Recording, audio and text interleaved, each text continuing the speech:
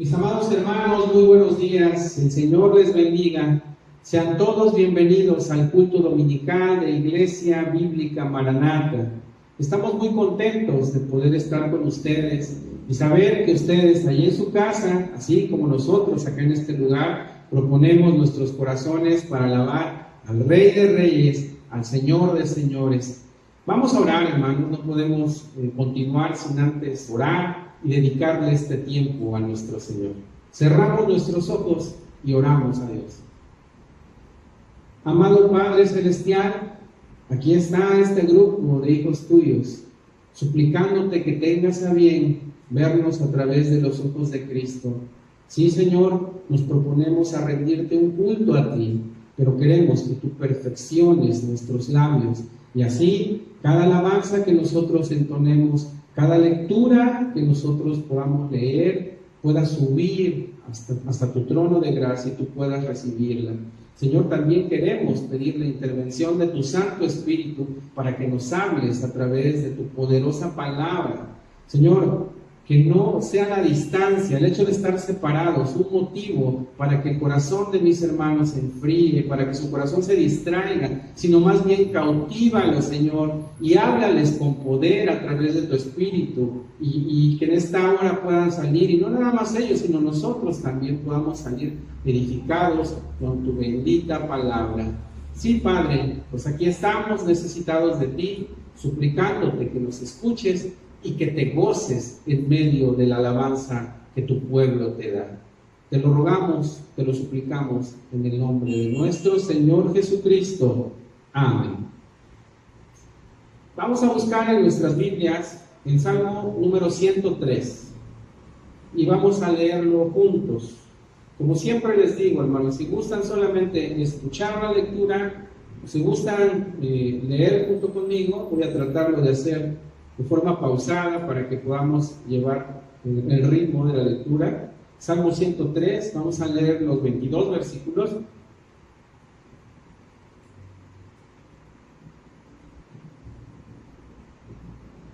Dice así la palabra de Dios: bendice, alma mía, a Jehová, y bendiga todo mi ser su santo nombre. Bendice, alma mía, a Jehová, y no olvides ninguno de sus beneficios. Él es quien perdona todas tus iniquidades, el que sana todas tus dolencias, el que rescata del hoyo tu vida, el que te corona de favores y misericordias, el que sacia de bien tu boca, de modo que te rejuvenezcas como el águila. Jehová es el que hace justicia y derecho a todos los que padecen violencia. Sus caminos notificó a Moisés, y a los hijos de Israel sus obras. Misericordioso y clemente es Jehová, lento para la ira y grande en misericordia. No contenderá para siempre, ni para siempre guardará el enojo.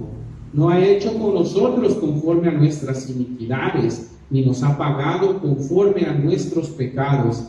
Porque como la altura de los cielos sobre la tierra, engrandeció su misericordia sobre los que le temen. Cuanto está lejos el oriente del occidente, hizo alejar de nosotros nuestras rebeliones. Como el Padre se compadece de los hijos, se compadece Jehová de los que le temen, porque Él conoce nuestra condición, se acuerda de que somos polvo. El hombre, como la hierba son sus días, florece como la flor del campo, que pasó el viento por ella y pereció, y su lugar no la conocerá más. Mas la misericordia de Jehová es desde la eternidad y hasta la eternidad sobre los que le temen, y su justicia sobre los hijos de los hijos, sobre los que guardan su pacto, y los que se acuerdan de sus mandamientos para ponerlos por obra. Jehová estableció en los cielos su trono, y su reino domina sobre todos. Bendecid a Jehová, vosotros sus ángeles, poderosos en fortaleza, que ejecutáis su palabra, obedeciendo a la voz de su precepto. Bendecid a Jehová, vosotros todos sus ejércitos, ministros suyos, que hacéis su voluntad. Bendecid a Jehová, vosotras todas sus obras, en todos los lugares de su señorío. Bendice alma mía, a Jehová. Hermanos, este salmo es un salmo de David, fue escrito por el rey David, y nos habla del gran amor de Dios por sus hijos. La alabanza de David estaba centrada en la gratitud que había en su corazón por todo lo bueno que Dios había sido con él. Nosotros, el ser humano, la raza humana, somos muy dados a quejarnos de la vida, pero David nos da muchas razones por las cuales nosotros debemos alabar al Señor. Dice el Salmo: Él perdona nuestros pecados, Él sana nuestras enfermedades, nos redime de la muerte, nos llena de amor y misericordia, colma nuestras vidas de bienes, nos hace justos y hace justicia. Hermanos, todo lo recibimos de Dios sin merecerlo, lo cual debe movernos a vivir siempre en alabanza. David termina el salmo de la misma manera que lo comenzó, con un llamado a su alma para bendecir a Dios, dándole el honor, la gloria y la alabanza que Él solo se merece. Mis amados hermanos, tenemos muchas razones para decir: bendice, alma mía, a Jehová.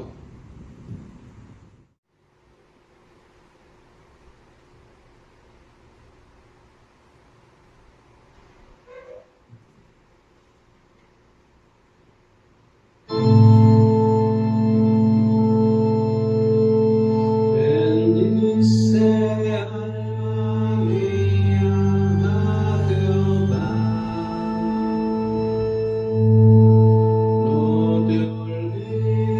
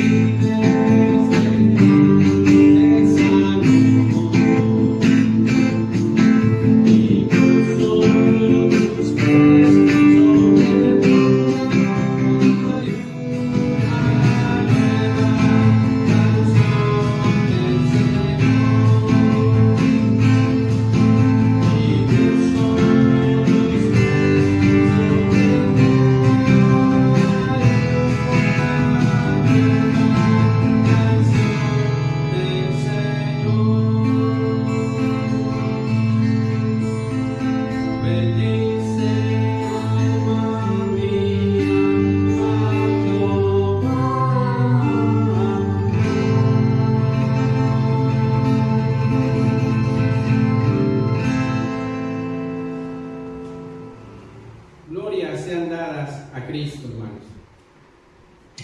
Vamos ahora a entonar de la página 7, la alabanza adoración. Página 7.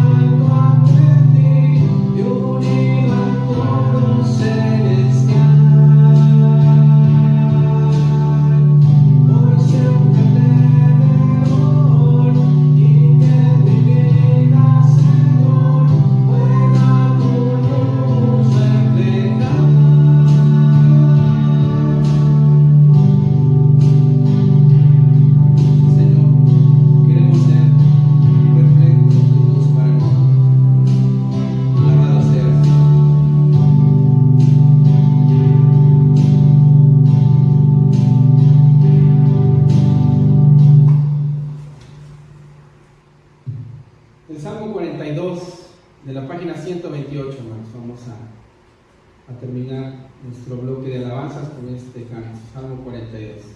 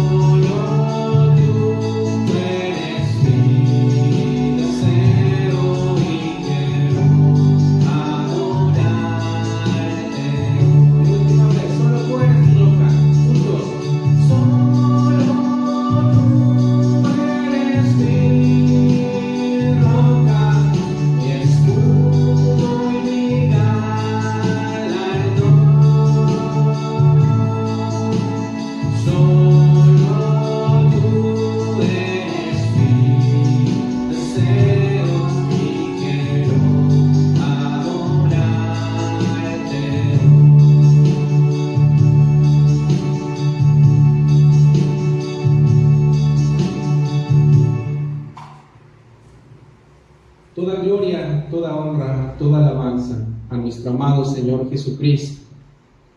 En Salmo 119, versículo 105 en adelante dice: lámpara es a mis pies tu palabra y lumbrera mi camino. Juré y ratifiqué que guardaré tus justos juicios. Afligido estoy en gran manera. Vivifícame, oh Jehová, conforme a tu palabra. Te ruego, oh Jehová, que te sean agradables los sacrificios voluntarios de mi boca y me enseñes tus juicios. Mi vida está de continuo en peligro, mas no me he olvidado de tu ley. Me pusieron lazo los impíos, pero yo no me desvié de tus mandamientos. Por heredad he tomado tus testimonios para siempre, porque son el gozo de mi corazón. Mi corazón incliné a cumplir tus estatutos de continuo hasta el fin. Vamos a preparar nuestros corazones, vamos a disponer nuestros pensamientos para escuchar la palabra de Dios y que sea su Espíritu el que nos ministre.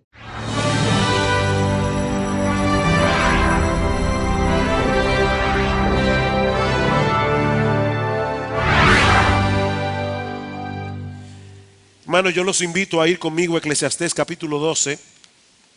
Llegamos hoy, después de varios meses de estudiar el libro de Eclesiastés, versículo por versículo, llegamos hoy al final del libro.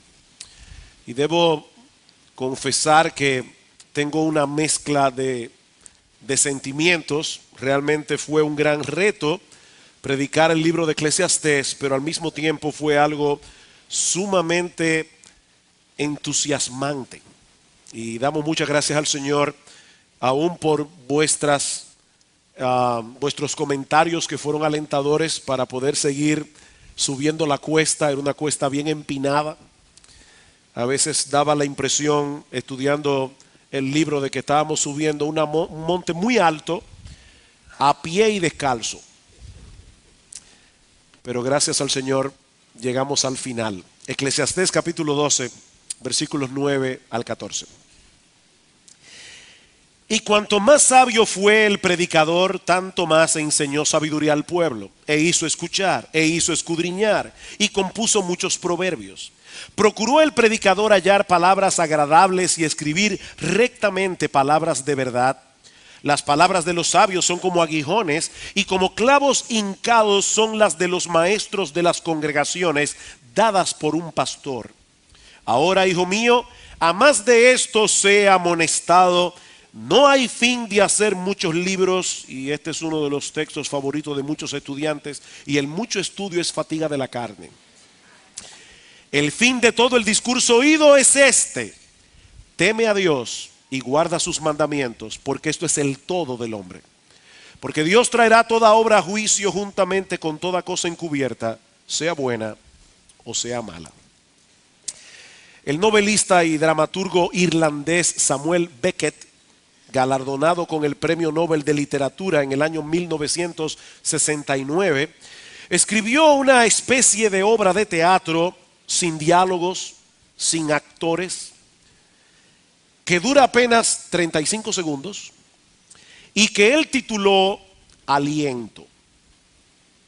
Se abre el telón y aparece en el escenario un manto de basura de todo tipo, iluminado por un rayo de luz. La luz se atenúa, luego aumenta un poco hasta que se apaga completamente. Entonces se escucha un grito humano, alguien inhala y exhala, seguido de otro grito, y termina la obra. 35 segundos. No olviden que este hombre ganó el Premio Nobel de Literatura. En una enciclopedia sobre la literatura mundial del siglo XX, se dice de Beckett, Samuel Beckett, que su trabajo retrata la tragicomedia de la condición humana en un mundo sin Dios, sin ley y sin sentido. Mis hermanos, cuando nosotros sacamos a Dios del panorama, la vida humana queda reducida a un absurdo total entre el grito del nacimiento y el grito de la muerte. Y eso es precisamente lo que Salomón nos presenta en los primeros capítulos del libro de Eclesiastés. Si nos limitamos a contemplar la vida humana únicamente a la luz de lo que ocurre aquí y ahora, sin tomar en cuenta a Dios y a la eternidad, nuestra existencia en este mundo es tan absurda como el cuadro que Beckett presenta en su obra. Vanidad de vanidades, dijo el predicador, vanidad de vanidades, todo es vanidad. ¿Qué provecho tiene el hombre de todo su trabajo con que se afana debajo del sol? Como decíamos en el primer mensaje de esta serie, esa es una frase clave para poder entender lo que Salomón está tratando de enseñarnos en este libro. Si todo lo que tuviéramos en esta vida fuera esta vida, entonces nada tiene sentido.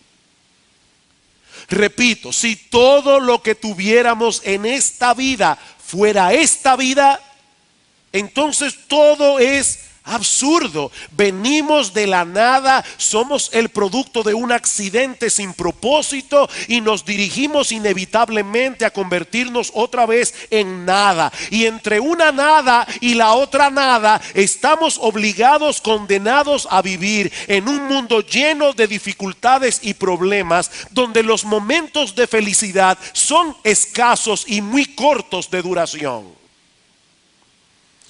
Pero a diferencia de Beckett, Salomón escribió este libro para llevarnos a sentir el peso de lo absurda que resulta la vida debajo del sol, pero con el propósito de llevarnos a poner toda nuestra esperanza únicamente en Dios.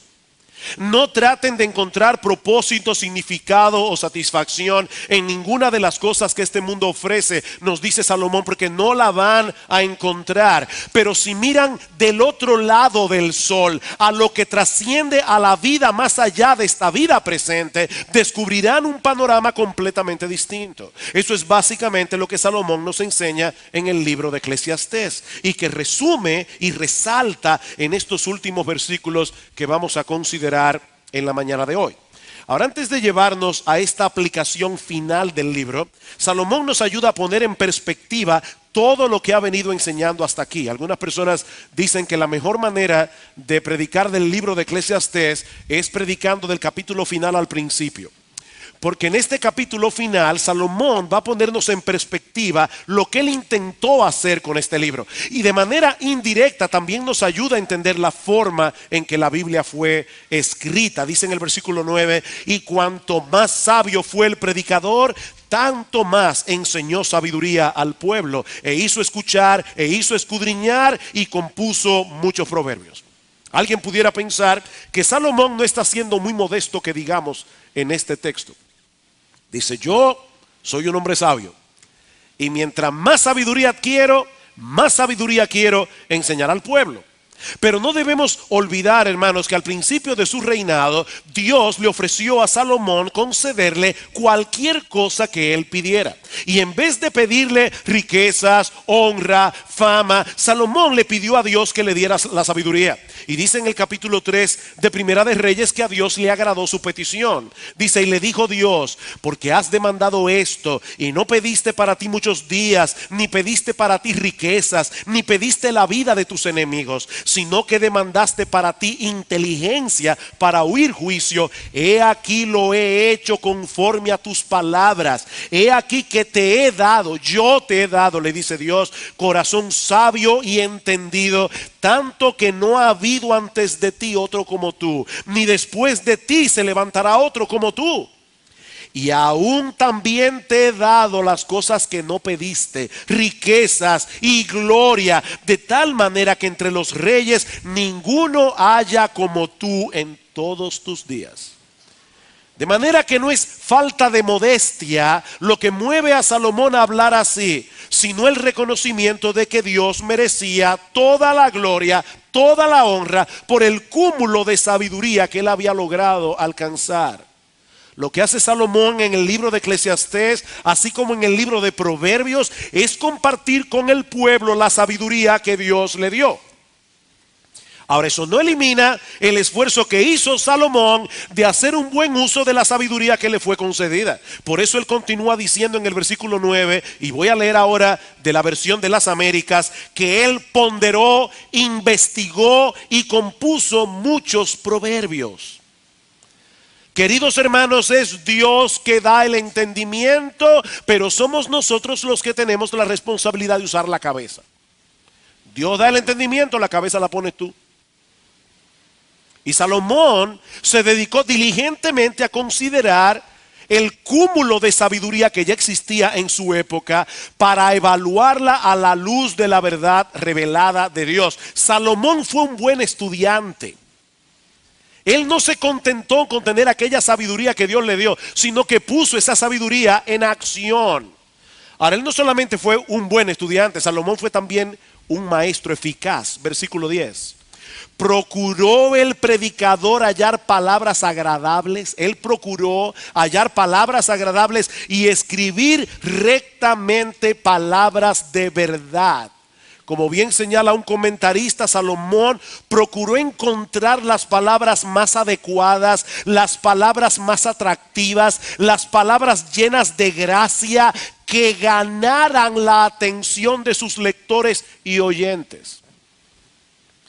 Yo no sé si ustedes se han topado con personas que no son creyentes y cuando usted le predica la palabra de Dios, una de las cosas que les dicen es que el libro que más les fascina de la Biblia es el libro de Eclesiastés. Yo me he encontrado con varios. Un famoso escritor norteamericano llamado Tom Wolfe, él describe Eclesiastés como la cumbre más alta de la flor de la poesía, la elocuencia y la verdad. Es la más grande pieza literaria que alguna vez yo haya conocido, dice este hombre. Y son muchas las frases memorables que nosotros encontramos en el libro de Eclesiastés y que de hecho son citadas a menudo por personas que no son cristianas. Vanidad de vanidades, todo es vanidad. Es ¡pum! Una frase memorable. Lo torcido no se puede enderezar y lo incompleto no puede contarse. El que añade ciencia, añade dolor. ¿Cuántas veces hemos escuchado esa frase? Todo lo hizo hermoso en su tiempo. O mejor es la buena fama que el buen ungüento, mejor el día de la muerte que el día del nacimiento. Echa tu pan sobre las aguas. Son refranes que la gente usa normalmente. Y ni hablar, mis amados hermanos, de la descripción de la vejez y la muerte que nosotros vimos la semana pasada. En Eclesiastés capítulo 2, en el versículo 6, dice: acuérdate de tu Creador antes que la cadena de plata se quiebre, antes de que se rompa el cuenco de oro, antes de que el cántaro se quiebre junto a la fuente y la rueda sea rota sobre el pozo. ¿Qué forma de describir la muerte? Dice Philip Ryken que esta es una de las muchas maneras en que Dios revela su carácter y nos muestra su gracia. Él es un Dios de belleza exquisita. Por lo tanto, el único tipo de libro apropiado para contarnos la historia de su salvación es uno que sea agradable al oído, que inspire la imaginación, que fascine la mente y que deleite el alma. Todo eso lo encontramos aquí, en la palabra de Dios. Un libro que es agradable al oído, que inspira la imaginación, que fascina la mente y que deleita el alma. Así que bajo la inspiración de Dios, Salomón escribió un libro agradable de leer, pero no con el propósito de entretener a sus lectores, sino enseñar eficazmente la verdad de Dios, sin añadirle nada, sin quitarle nada. Procuró el predicador hallar palabras agradables y escribir rectamente palabras de verdad. Esta palabra hebrea, rectamente, significa con toda franqueza, con toda honestidad. Salomón en ningún momento sacrifica la verdad para satisfacer y complacer a sus lectores o para ganar adeptos. Sus palabras fueron estéticamente agradables, fueron intelectualmente estimulantes, pero al mismo tiempo brutalmente honestas. Estéticamente agradables, intelectualmente estimulantes, pero brutalmente honestas, porque su propósito era despertar espiritualmente a sus lectores y moverlos a la acción. Versículo 11: las palabras de los sabios son como aguijones, y como clavos hincados son las de los maestros de las congregaciones dadas por un pastor. Los aguijones eran unas varas de madera con punta de hierro que usaban los pastores en los días de Salomón para aguijonear el ganado, de manera que se mantuvieran en continuo movimiento y sin salirse del camino. Esos aguijones no le hacían daño al animal, pero le causaban el dolor necesario para mantenerlos en movimiento. Y eso es exactamente lo que Salomón trata de hacer con los lectores del libro de Eclesiastés. Sus dichos son como aguijones que despiertan la conciencia y que nos mueven a sentirnos lo suficientemente incómodos como para apartarnos del pecado y no poner nuestra confianza en ninguna de las cosas de este mundo. Piensen en un pasaje como este: el que ama el dinero no se saciará de dinero, y el que ama el mucho tener no sacará fruto. Cuando aumentan los bienes, también aumentan los que los consumen. Si tú quieres tener muchos amigos que van a tocar tu puerta constantemente, nada más tienes que tener una buena cuenta bancaria. Dulce es el sueño del trabajador, coma mucho o coma poco, pero al rico no lo deja dormir la abundancia. Son como aguijones. Hay un mal doloroso que he visto debajo del sol: las riquezas guardadas por sus dueños para su mal, las cuales se pierden en malas ocupaciones, y a los hijos que engendraron nada les queda en la mano. Y aquí viene el aguijón más fuerte: como salió del vientre de su madre, desnudo así vuelve, yéndose tal como vino, y nada tiene de su trabajo para llevar en su mano. Leí hace mucho de una señora que quiso que la enterraran en su Ferrari, y le abrieron el hueco y la enterraron en su Ferrari. Yo le aseguro que ella no lo manejó. Desnudo como llegaste, sin nada, desnudo te vas. Más adelante Salomón nos habla de la importancia de ser laboriosos, de la importancia de ser responsables. De hecho, en Eclesiastés capítulo 9 versículo 10 dice: todo lo que te viniera a la mano, hazlo según tus fuerzas. Pero él quiere que veamos la vida como la vida realmente es, para hacernos conscientes de que las cosas que este mundo ofrecen no pueden dar satisfacción permanente. Mis hermanos, el dinero sirve para muchas cosas, pero no para salvar al hombre de las frustraciones de este mundo caído, y mucho menos para enfrentar una eternidad sin Dios. El dinero no sirve para eso. Las palabras de Eclesiastés son como aguijones. Pero Salomón también compara la sabiduría con clavos hincados.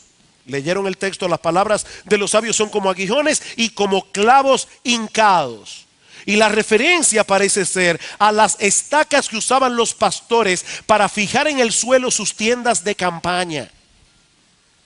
Mis hermanos, es únicamente por medio de la sabiduría revelada en la Biblia que nosotros podemos encontrar estabilidad en un mundo cambiante, en un mundo lleno de dificultades. Porque a final de cuentas, esa sabiduría revelada aquí no procede del hombre, procede de Dios. Por eso dice el texto: las palabras de los sabios son como aguijones, y como clavos hincados son las de los maestros de las congregaciones, dadas por un pastor. Dadas por un pastor. ¿De qué pastor es que Salomón está hablando aquí? Bueno, muchos comentaristas, y yo me inclino hacia esa interpretación, entienden que se refiere a Dios mismo. Es por eso que en muchas versiones de la Biblia, si ustedes se fijaron, la palabra pastor, tanto en la Reina Valera como en la Biblia de las Américas, aparece con P mayúscula. ¿Se dieron cuenta? Dadas por un pastor.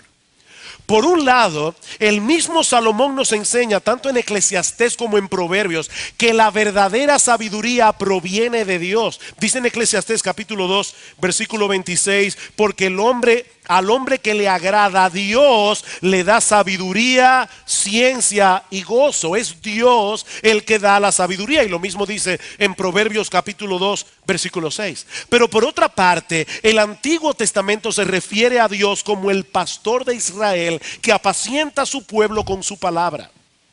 Dice en el Salmo 81, oh pastor de Israel, escucha tú que pastoreas como ovejas a José. Ahora, ¿cuál es el salmo más famoso que presenta a Dios como pastor? El Salmo 23. Jehová es mi pastor, nada me faltará. Y una de las cosas que no nos faltará es que Él aplique su vara y su callado. Tu vara y tu callado me infundirán aliento. Y eso puede ser una posible referencia al uso de ese aguijón del que se habla en Eclesiastés capítulo 12. Ahora hay un detalle adicional que quiero resaltar aquí. Y es que esta expresión, un pastor, solo aparece 3 veces en todo el Antiguo Testamento. Un pastor. Aparece aquí en Eclesiastés, pero aparece 2 más en el libro del profeta Ezequiel para referirse a ese descendiente de David prometido que sería al mismo tiempo pastor y rey. En otras palabras, para referirse a nuestro Señor Jesucristo. Él es el buen pastor que da su vida por las ovejas, como dice en Juan capítulo 10, versículo 11. De manera que lo que este pasaje parece revelar es que el libro de Eclesiastés no es el resultado de las divagaciones filosóficas de un incrédulo pesimista, sino las palabras de nuestro Señor Jesucristo mismo, el gran pastor de las ovejas, llamándonos por medio de este libro a abandonar las vanidades de una vida sin esperanza y sin Dios. Queridos hermanos y amigos que nos visitan esta mañana, yo sé que muchas personas admiran el libro de Eclesiastés. Pero el libro de Eclesiastés no fue revelado para que lo admiremos como una pieza literaria o como un libro de profundidad intelectual. Este es un libro inspirado por Dios. Es la palabra de Dios, ante cuya autoridad debemos someternos, porque Él es el creador y nosotros somos sus criaturas. A final de cuentas, las cosas son como Dios dice que son, y no según las opiniones de los expertos. De ahí lo que sigue diciendo el versículo 12. Ahora, hijo mío, a más de esto sea amonestado. No hay fin de hacer muchos libros, y el mucho estudio es fatiga de la carne. Jóvenes que están aquí, por favor, no le citen ese texto a sus padres cuando ellos les dicen que se pongan a estudiar, porque este texto no habla de eso. Lo que Salomón le está diciendo aquí en un tono tierno a su hijo: hijo mío, ten cuidado con todo aquello que va más allá de lo que está escrito en este libro. Su advertencia no es en contra del estudio en sí, pero él quiere recordarnos que el único libro del mundo, mis amados hermanos, que nosotros podemos leer tranquilamente sin tener que filtrar su contenido, es la infalible y toda suficiente palabra de Dios. El único libro del mundo que tú puedes leer tranquilamente. Cada año se publican más de 1 millón de libros nuevos en el mundo, conteniendo toda clase de opiniones. Y ahí hay muchos expertos tratando de desentrañar los misterios de la existencia humana. Hermanos, yo no estoy en contra, ni Salomón tampoco, de que nosotros leamos libros. Aún libros escritos por no cristianos. Hay buenos libros que nosotros podemos leer y disfrutar, que no fueron escritos por creyentes. Ahora, si en verdad tú quieres saber cuál es el sentido de tu existencia en este mundo, no te fatigues buscando una respuesta fuera de este libro, porque no la vas a encontrar. No la vas a encontrar. El único Dios vivo y verdadero es la fuente de toda sabiduría, y Él se ha revelado al hombre a través de su palabra. Así es que si existe algún conflicto entre las opiniones humanas y la de las escrituras, entonces nosotros tenemos que decir como Romanos, como Pablo en Romanos capítulo 3 versículo 4, sea Dios veraz y todo hombre mentiroso. Todo lo que se oponga a lo que Dios dice aquí es mentira. Podemos estar completamente seguros de eso porque esta es la palabra de Dios, la palabra inspirada de Dios. Ahora, Salomón no ha llegado todavía a donde él quiere llevar a sus lectores. Este es solo el preámbulo. Así que luego de poner el libro en perspectiva, ahora él resume en una forma concisa y memorable cuál es la enseñanza que él quiere dejar en nuestras mentes y corazones. Versículo 13. El fin de todo el discurso oído es este: teme a Dios y guarda sus mandamientos, porque esto es el todo del hombre. A mí me encantan los libros que al final de cada capítulo nos dan un resumen de su contenido.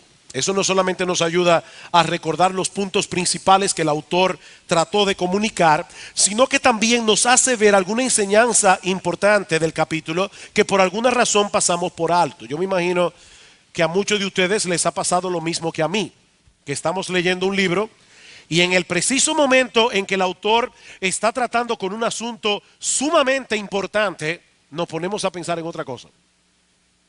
¿O solamente a mí me pasa eso?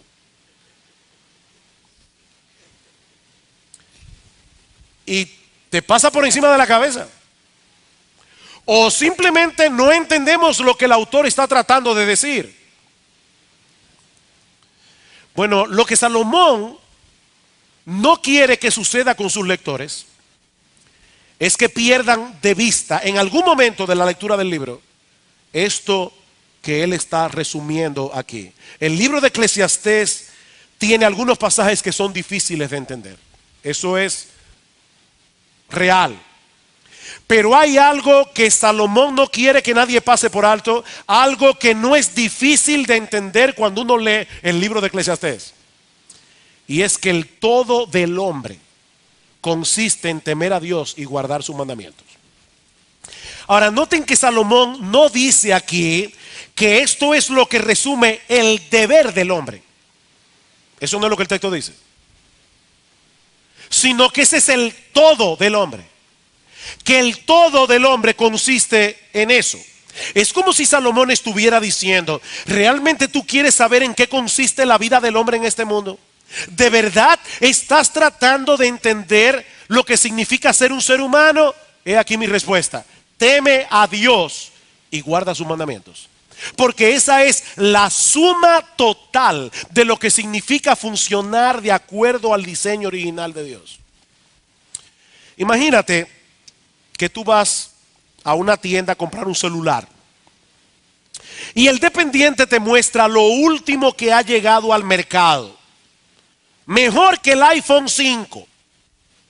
Se trata de un teléfono inteligente con una cámara integrada de alta resolución para fotos y videos, 16 gigabytes de memoria y con un GPS incluido por si se te pierde o te lo roban. Y por si todo esto fuera poco, el precio es una ganga, un verdadero escándalo. El único problemita de ese celular es que no se puede comunicar con ningún otro teléfono. El único problemita. ¿Te animarías a comprarlo? Bueno, honestamente yo creo que tal vez yo lo compraría, porque el aparato está a buen precio y hace muchas cosas, pero obviamente no para usarlo como celular. Porque la función esencial del celular, lo que hace que sea un celular y no ninguna otra cosa, es que funcione como teléfono. Bueno, hermanos, de la misma manera Salomón nos dice aquí que lo que hace que un ser humano sea un ser humano en todo el sentido de la palabra es que tema a Dios y guarde sus mandamientos. Esa es la esencia. Un individuo puede hacer muchísimas cosas y puede hacerlas sumamente bien, pero si no le teme a Dios y consecuentemente no guarda sus mandamientos, mis hermanos, es como un reloj que no da la hora. No da la hora. Hay algo esencial allí que no está funcionando como debe funcionar. Ahora, yo supongo que algunos aquí pueden estar pensando, pero ¿cómo es posible que la Biblia enseñe que el todo del hombre consiste en tenerle miedo a Dios? ¿Acaso no se enseña en la misma Biblia que Dios es amor y que Él es bueno y compasivo? ¿Cómo puede ser que al mismo tiempo se espere de nosotros que le tengamos temor? Cuando nosotros tenemos un claro entendimiento del carácter de Dios revelado en la Biblia, nos damos cuenta que el temor a Dios y el amor de Dios no se excluyen el uno al otro, sino que son mutuamente dependientes. De hecho, mis hermanos y amigos que están aquí en esta mañana, jamás experimentaremos y apreciaremos el amor de Dios hasta que no lleguemos a entender que Él es digno de ser temido. Mi amigo, el Dios que se revela en la Biblia es perfectamente santo y es perfectamente justo. ¿Y sabes lo que Él demanda de cada una de sus criaturas? Que seamos tan santos y tan justos como Él. Nuestro Dios no puede rebajar sus estándares de santidad para tener comunión con nosotros, ni puede dejar de castigar al pecador como justamente el pecador se merece. Lo sorprendente del aparato emocional de Dios es que ese Dios perfectamente santo y justo, ese Dios que no puede pasar por alto el pecado del hombre, ese mismo Dios decidió asumir nuestra culpa en la persona de Dios el Hijo, quien murió como hombre en nuestro lugar en la cruz del Calvario. Lo que hace sorprendentemente increíble el amor de Dios es que Él decidió asumir la culpa de aquellos que Él también aborrecía. Él es el juez que condena y es al mismo tiempo el Salvador que nos libra de la ira divina que justamente merecemos por nuestros pecados, y todo eso únicamente por gracia, por medio de la fe. Mi amigo, el amor de Dios no es un sentimentalismo barato. El amor de Dios es la más costosa decisión que alguna vez haya sido hecho en la historia humana. La segunda persona de la Trinidad se hizo hombre, se encarnó en el vientre de una virgen para poder salvar a las criaturas que se habían rebelado contra Él. Es a eso que se refiere el apóstol Pablo cuando dice en Romanos capítulo 5 versículo 8 que Dios muestra su amor para con nosotros. ¿Cómo? En que siendo aún pecadores, Cristo murió por nosotros. De manera que es imposible valorar el amor de Dios en su justa medida sin entender primero que nosotros somos merecedores de su ira. Mis hermanos, una cosa está conectada íntimamente con la otra. Pero cuando entendemos el gran peligro en que nos encontrábamos por causa de nuestro pecado, cuando entendemos que nos habíamos rebelado contra Dios y que ese mismo Dios había decidido tratarnos con una gracia extravagante, porque no tengo otro término para describirla, pagando nuestra deuda por completo y recibiéndonos como hijos, ¿saben lo que eso produce en nosotros? Una profunda reverencia y admiración que nos mueve a acercarnos a Él y a desear obedecerle. Ese es el temor del que habla Salomón en Eclesiastés. Un temor que John Murray, un teólogo norteamericano, describe como el alma de la piedad. Ese es el alma, la esencia de la piedad. Es un temor que no nos aleja de Dios, sino que nos atrae poderosamente hacia Él. Hay un pasaje de las Escrituras en el que nosotros vemos claramente estas dos manifestaciones del temor a Dios. Una que nos aleja y otra que nos acerca. Se encuentra en el capítulo 20 del libro de Éxodo, no lo tienen que buscar.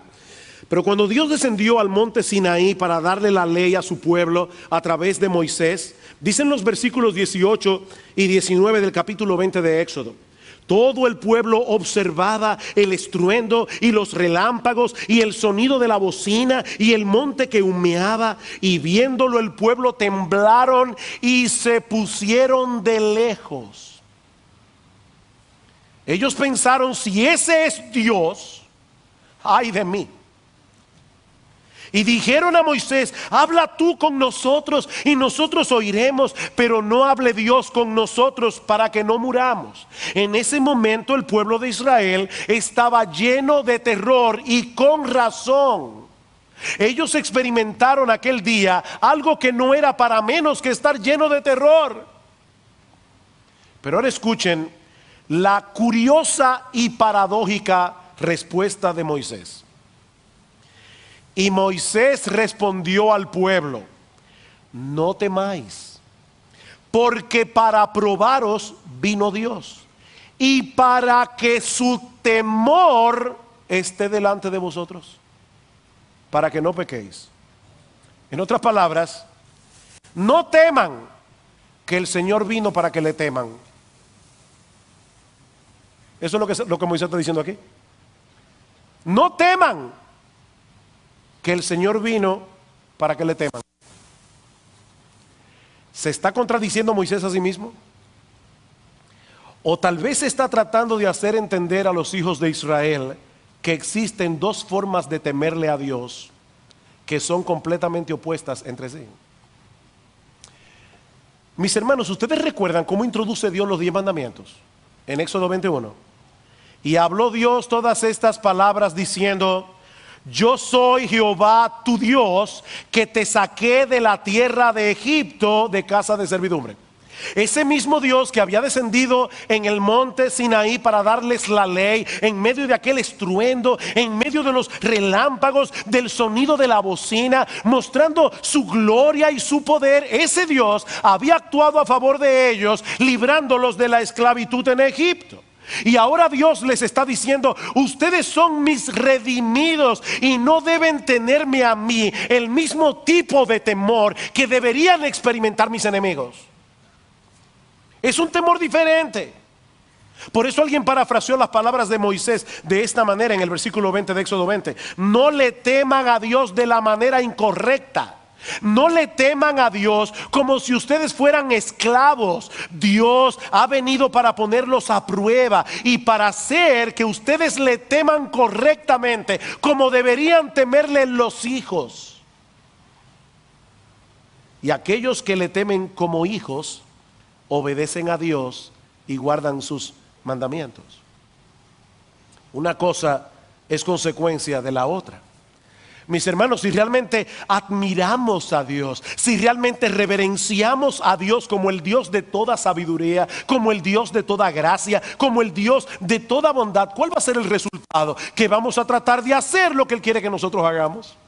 Teniendo un Dios así, lleno de sabiduría, lleno de bondad, lleno de compasión. Por eso dice el Señor Jesucristo en Juan 14:21: el que tiene mis mandamientos y los guarda, ese es el que me ama. No el que simplemente va a la iglesia y cierra sus ojos cuando está cantando y luego vive en el resto de la semana como quiere. No, eso no sirve de nada. Y ustedes saben que yo no estoy aquí en contra de que ustedes canten. Yo siempre canto con los ojos cerrados, por si acaso. Ese no es el punto.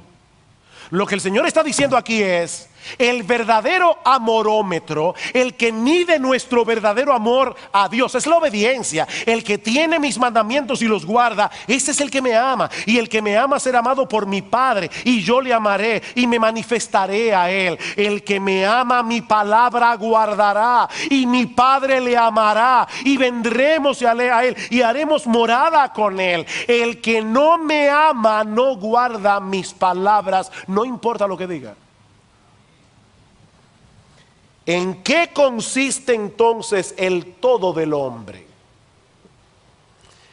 En reconocer que no somos seres autónomos, en reconocer que fuimos creados para funcionar como criaturas, en dependencia de Dios. Mis amados hermanos y amigos que están aquí en esta mañana, la gran tragedia humana es que el hombre pretende ser lo que no es. El hombre pretende ser un pequeño monarca que tiene derecho a establecer sus propias reglas de juego. Y lo que Salomón quiere hacer en el libro de Eclesiastés es despertarnos de esa ilusión antes de que sea demasiado tarde.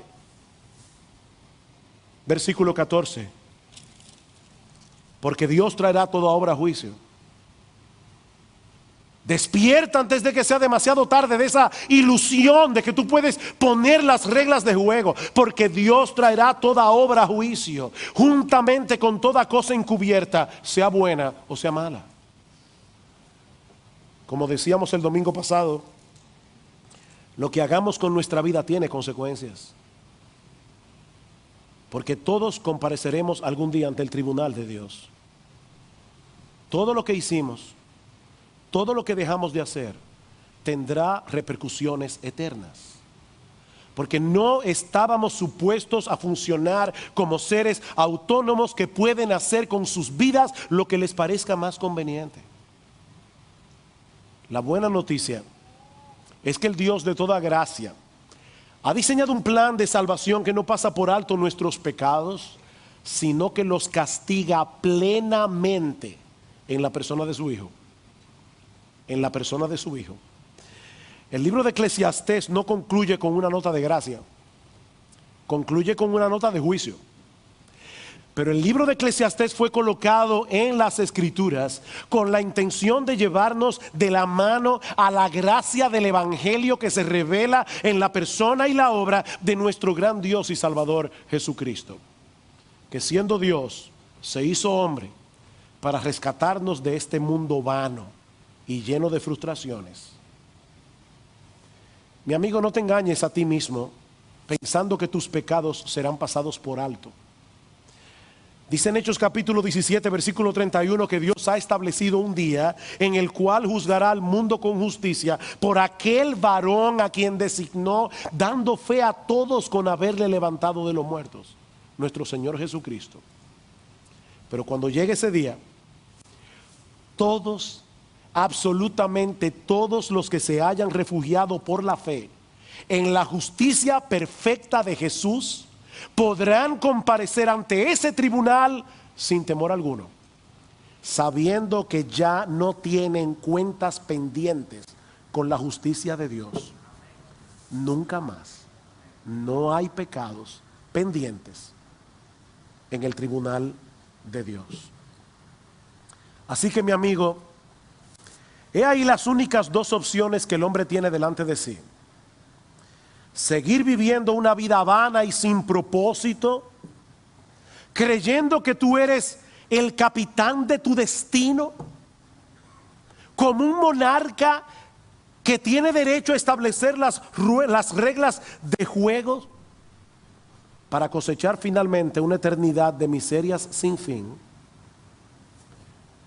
o confiar enteramente en nuestro bendito Señor y Salvador Jesucristo para comenzar a vivir realmente aquí y ahora y continuar experimentando plenitud de gozo en su presencia por los siglos de los siglos. Por un lado, vanidad de vanidades, todo es vanidad. Por el otro lado, yo he venido para que tengan vida y para que la tengan en abundancia. Mi amigo, como dice Dios a través de Moisés, escoge la vida para que vivas. Escoge la vida para que vivas. No te vayas de aquí, no te vayas de este lugar. Yo te suplico que no te vayas de este lugar para continuar tu vida vana, cuando Cristo vino a darnos vida y vida en abundancia. Desde entonces, muchos de sus discípulos volvieron atrás y ya no andaban con él. Dijo entonces Jesús a los 12: ¿queréis acaso iros también vosotros? Le respondió Simón Pedro: Señor, ¿a quién iremos? Tú tienes palabras de vida eterna, y nosotros hemos creído y conocemos que tú eres el Cristo, el Hijo del Dios viviente.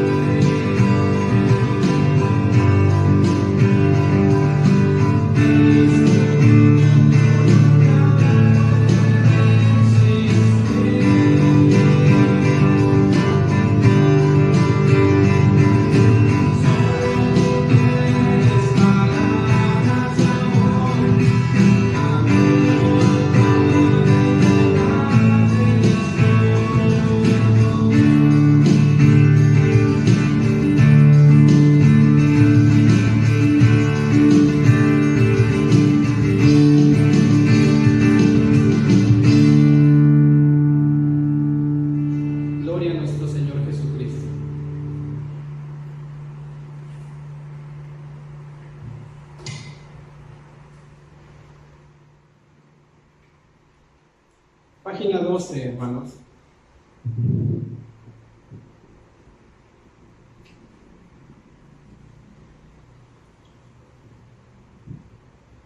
Sigamos declarando las maravillas y las grandezas de nuestro Señor y Salvador Jesucristo.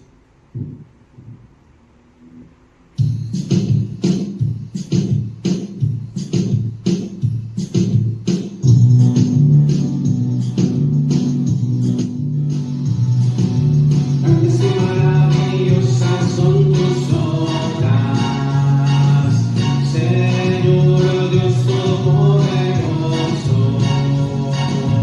Justos y verdaderos son tus caminos, Rey de los santos, Rey de los santos, Rey de los santos. Aleluya, amén, aleluya, amén, aleluya, amén, aleluya, amén. ¿Quién no te temerá, Señor? ¿Quién no te temerá, Señor? Y glorificará tu nombre, pues solo tú eres santo, por lo cual todas las naciones vendrán y te adorarán, y te adorarán. Aleluya, amén, aleluya, amén, aleluya, amén, aleluya, amén.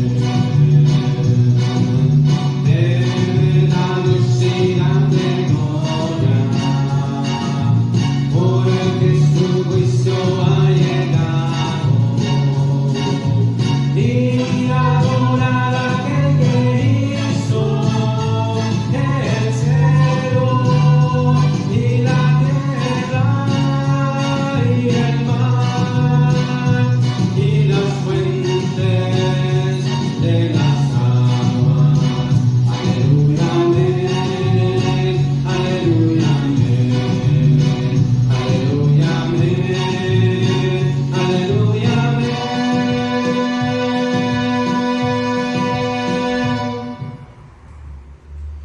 Vamos a concluir nuestro culto de alabanza y adoración a Dios, y voy a leer unos versículos de la carta del apóstol Pablo a los Filipenses, versículos muy conocidos por nosotros, pero que es necesario recordar, y más, hermanos, en estos tiempos donde el mundo se encuentra en caos, el mundo se encuentra en corrupción, pero nosotros estamos seguros en la roca que es Jesucristo.